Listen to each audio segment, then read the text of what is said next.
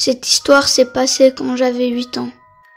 Chaque week-end, mes parents me laissaient faire des nuits blanches et je passais mon temps à regarder la télé jusqu'à que je m'endors.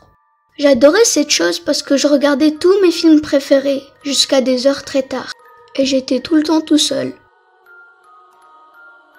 Une nuit, j'ai failli m'endormir sur le canapé jusqu'à que j'entends un bruit qui venait du balcon avant.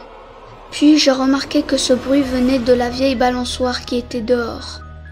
Cette balançoire était très vieille, elle faisait trop de bruit. En ce moment, j'ai eu un peu peur de ce truc. J'ai marché jusqu'à la porte du balcon pour voir d'où exactement venait le bruit. Quand je me suis approché du balcon, j'ai regardé et j'étais choquée.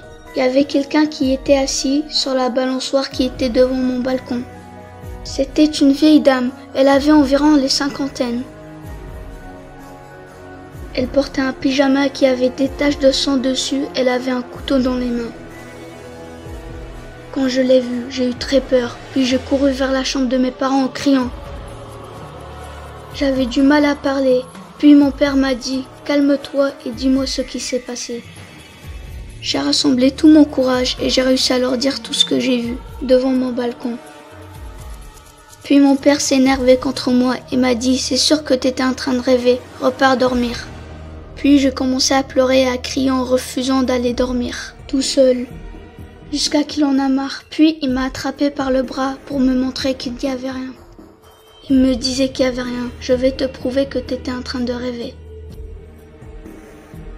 En ce moment, je pleurais et je ne voulais pas venir avec lui, mais il m'obligeait. Finalement, on est arrivé à la porte avant. Puis il a ouvert la porte et il m'a dit « Regarde, y a rien, et arrête de pleurer ». En ce moment, jusqu'à aujourd'hui, je n'ai jamais oublié le regard de mon père quand il a vu la vieille dame. Puis quand elle nous a vus, elle s'est levée en tenant un couteau dans les mains.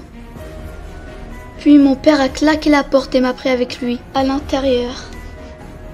Puis mon père a dit à ma mère d'appeler vite la police avant que la vieille dame parte de là. Puis il s'est dirigé vers la vieille dame et lui a dit « Hey, qu'est-ce que tu fais là ?» Puis la vieille dame a répondu « Il y a quelqu'un qui a tué mon mari, mais c'est pas moi qui l'a tué. » Puis mon père a dit « La police viendra te chercher. » Puis la vieille dame a eu peur, elle a commencé à s'éloigner en tenant son couteau. Après environ 15 minutes, la police est arrivée et ils ont trouvé la vieille dame chez nos voisins. La vieille dame était en train d'essayer de rentrer chez eux et heureusement la police a réussi à l'attraper. Après cette nuit, je me suis dit que je vais jamais redormir dans le salon.